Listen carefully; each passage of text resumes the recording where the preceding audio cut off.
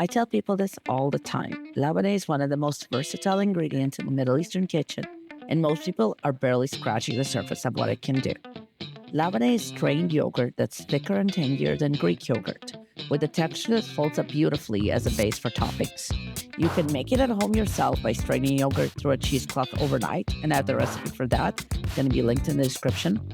But you can also use store-bought Labneh, and that works perfectly for this presentation. The move that makes this dish a great appetizer is the warm olive topping, and it's inspired by Ottolenghi, one of my favorite Jewish British chefs. You take Castelverano olives, buttery, mild, bright green, and warm them in olive oil with crushed garlic and lemon rind for about 5 minutes. The oil takes up all the best of flavors of the ingredients. The garlic, the citrus, the brine from the olives, it all flavors that oil and turns it into actual liquid gold.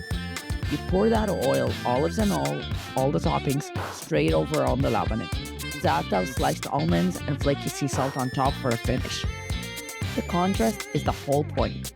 It's cool, tangy, and creamy underneath, and warm, briny, and fragrant on top. Serve it with good pita bread, and don't plan on having any leftovers.